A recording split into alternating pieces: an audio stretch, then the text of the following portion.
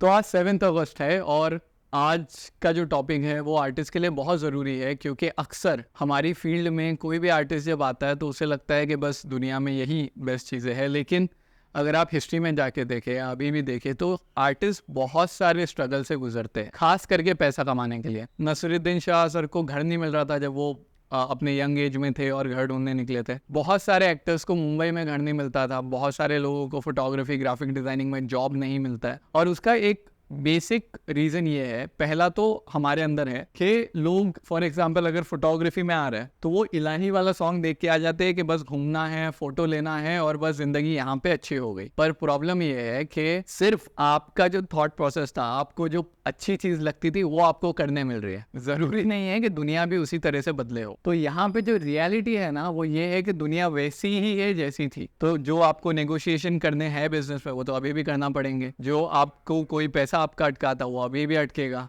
लोग अच्छे नहीं यहाँ पे भी आपको मिलेंगे। ऐसा नहीं है कि दुनिया एकदम अच्छी हो गई है। तो आर्टिस्ट अक्सर आते हैं और उन पे एक रियलिटी उनको हिट करती है कि बॉस हर चीज खूबसूरत नहीं है। अब यहाँ पे दो चीजें होती है, एक या तो वो क्विट कर जाता है या तो उनको रुकना पड़ता है फील्ड में, क्योंकि और कुछ कर नहीं सकते। अब एक बहुत बड़ा प्रॉब्लम यहाँ पे आता है, वो ये है कि आर्टिस्ट की जो हमें बोलते हैं ना कि आर्टिस्ट की एक सेल्फ एस्टीम होती है, उनकी एक ईगो होती है कि मैं तो यही करूंगा या मुझे यही करना है। वो उनको पैसा कमाने से रोक, क्योंकि लेट्स जस्ट से ना कि आपको सिर्फ स्ट्रीट फोटोग्राफी करना पसंद है, लेकिन स्ट्रीट फोटोग्राफी का जो बिजनेस है वो एग्जिस्ट ही नहीं करता, या आपको वहां पे पैसा कमाने के लिए इतना टाइम लगेगा कि तब तक बहुत ज्यादा देर हो जाएगी।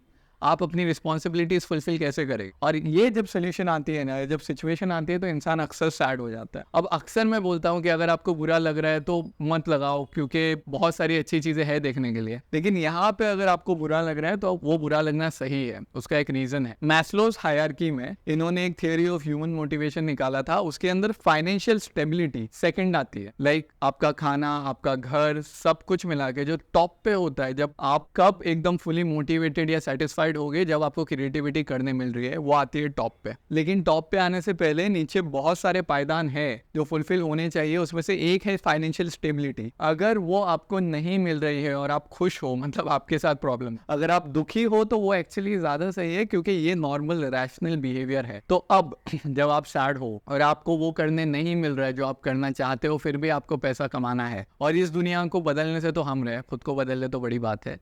इसलिए हम उसके माइंडसेट पे काम करेंगे कि उसको कैसे बदलें। तो पहले दो चीजें आती है, एक होता है आपका पैशन, आपका प्रिंसिपल, और एक होता है बिजनेस, और एक बिहेवियर होता है जिसे कहते हैं प्रैग्मेटिज्म। अब दोनों में फर्क क्या है? प्रिंसिपल ये बोलता है कि मुझे यही काम करना है, मैं यही करूंगा। फॉर एग्जाम्पल थिएटर एक्टर, उन्हें लाउड एक्टिंग नहीं करनी, एक्स्ट्रा एक्टिंग नहीं करनी। लेजस से मुझे एक्टिंग के बारे में कुछ नहीं पता, बस एज अ लेमैन एग्जाम्पल ले रहा हूँ। अब अगर कोई भी हैवी मूवी देख लो, कमर्शियली सक्सेसफुल मूवी देख लो, तो एक क्लैश होता है। लेकिन अगर उनको पैसे कमाने हैं तो यहाँ पे काम करना पड़ेगा। जब आप इस चीज़ को एक्सेप्ट कर लेते हो और फ्लेक्सिबल बन जाते हो तो उसे कहते हैं प्रैग्मेटिज्म। हाँ, यहाँ पे वो अप्रोच है जो आपको पैसा कमाने में मदद करेगी। यहाँ पे आप बहुत कंसिस्टेंट हो, आप बोल रहे हो कि this is something that you feel is the only thing that you need to do, मैं यही करूंगा। अगर हम ये डिसाइड कर ले, और उसका फॉर एग्जाम्पल आप सॉफ्टवेयर इंजीनियर हो और आप ये डिसाइड कर लो कि मैं सिर्फ सॉफ्टवेयर इंजीनियरिंग कोडिंग ही करूं, तो आपके लिए जन्नत है। लेकिन एक वक्त पे उनकी डिमांड शायद नहीं थी,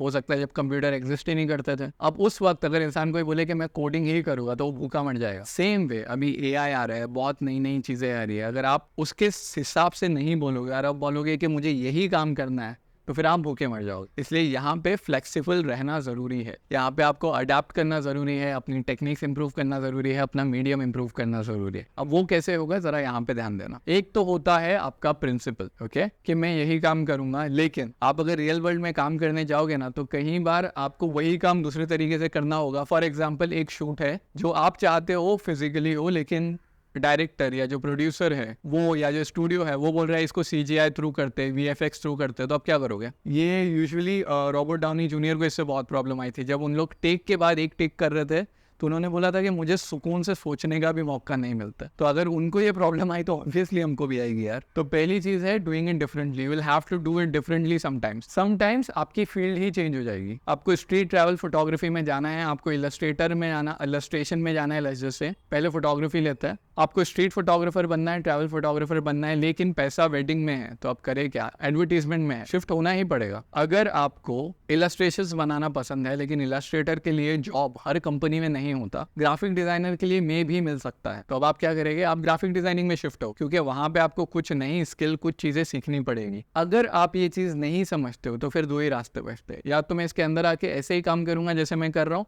या तो गुस्सा होके मैं इस फील्ड से निकल ही जाऊंगा, जो हमने यहाँ पे देखा। लेकिन आपको डिसाइड करना पड़ेगा कि यहाँ पे फ्लेक्सिबल अगर रहोगे तो बहुत सारे लेयर्स है जिनमें काम किया जा सकता है। अब वापस आता, अब हम यहाँ पे थे। अब ये जो मैं बोल रहा हूँ ना, अक्सर जब हम ऐसे आपके दिमाग में ख्याल आया होगा इससे पहले, लेकिन उस ख्याल को मटीरियल करने के लिए कभी कभी हमारे दिमाग को ऐसा लगता है कि यार ये तो सिर्फ मैं ही सोच रहा हूँ, इसमें मटीरियलिज्म या इसके अंदर कोई सॉलिडिटी या कॉन्क्रीटनेस नहीं है। तो उसलिए कुछ रिसर्च है, एक बार वो देख लो। सबसे पहली आती है थियरी ऑफ अडेप्टिव क्रिएटिविटी। ये आपको बोलती है कि are ideas and methods to fit practical constraints while pursuing innovative goals. आपको जहां पहुंचना है वहां तो आपको पहुंचना है ही, लेकिन उस रास्ते पे पहुंचने के लिए जो बीच में पत्थर आएंगे, जो ऑब्स्टिकल्स आएंगे, उनको आप नेविगेट करके फिर आगे जाते हो, वो ज्यादा बेहतर है। वो जो क्रिएटिविटी है जो आप अडेप्ट कर रहे हो, वो आपको बहुत ज्यादा सिखा देगी, वो आपको बहुत ज्यादा इंप्रूव कर देगी, और वो ज्यादा जरूरी है। That is the first thing. The second is, ये एक बुक लिखी हुई है एक्चुअल में, economics of cultural policy book. इसके अंदर एक पूरा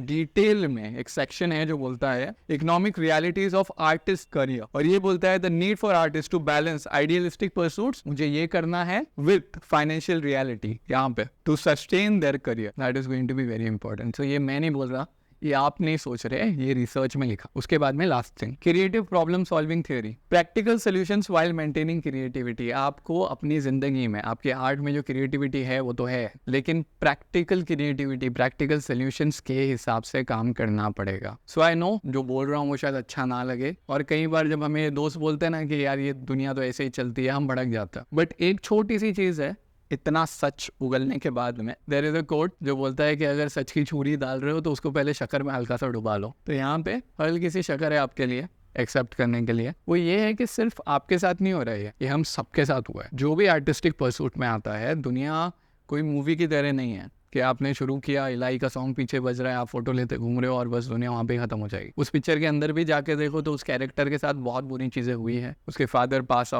हो गए थे, उसको उसकी फैमिली के साथ या उसके दोस्तों के साथ टाइम नहीं मिलता है। आपके साथ भी जो हो रहा है वो इसलिए नहीं हो रहा है कि आप बुरे हो या आपकी किस्मत बुरी है, वो इसलिए हो रहा है कि रास्ता ही वैसा है। आप अंदर आके आपको खाली रियलाइजेशन हुआ है कि ये रास्ता ऐसा है, और जो लोग नहीं आ रहे, रियलाइजेशन अभी कर लो। ओके, अंदर आओगे तो बहुत सारी चीजें आपने जैसा सोच के आए हो उससे मैच नहीं करेगी, पर्टिकुलरली आर्टिस्टिक लाइन में। फिर वो कोई भी आर्टिस्टिक लाइन हो, अगर आप ग्राफिक डिजाइनिंग में हो, ज्यादा पैसा कमाना चाहते हो, UI UX में शिफ्ट होना पड़ेगा, दैट इज द रूल। और मे बी अगर कोई और बेटर फील्ड है तो वहाँ पे शिफ्ट होना पड़ेगा, स्टिक होके नहीं बैठ सकता। और जितने भी लोग देखोगे ना, 95% of the people have been through this path. तो ये तो होना ही था, that is simple as that, ये होना ही था। अब जब आप आ गए हो या आने वाले हो, तो एक लॉजिक है जिसे बोलते हैं have to do what you don't want to do but you have to do it. When you say ना you have to do it, दिमाग में एक छोटा सा चिड़ आती है कि यार मुझे काम करना पड़ेगा। उस हाउ टू को आप गेट टू में कन्वर्ट करो, that I get to do this, I get to make that negotiation call. आप जब बोलते हो ना कि I get to do this negotiation call या I get to recover this money from someone, इसमें होता क्या है, आप एटलीस्ट उस काम में नहीं अटके हो जिसके अंदर आपको मजा नहीं आता। आप एटलीस्ट वो काम कर रहे हो 30%, 40%, 20% जो आपको अच्छा लगता है, और इस रास्ते में जो भी आएगा संभालने के लिए वो हम करेंगे। यहाँ पे ये टॉपिक है। आई होप मोटिवेशन पता नहीं कितना मिला होगा, बट आई होप क्लैरिटी मिल गई है कि बॉस आप अकेले नहीं हो, हम सब इसी रास्ते में, हम सब ऐसे ही आए हैं। सो आई रियली होप उससे थोड़ा लॉजिक बेटर हो गया हो। अगर चिढ़ आ रही है तो वो चिढ़ थोड़ी कम हो गई हो। And I will see you tomorrow. Bye, thank you. क्योंकि दुनिया अभी वैसे ही चल रही है, उनकी डिमांड है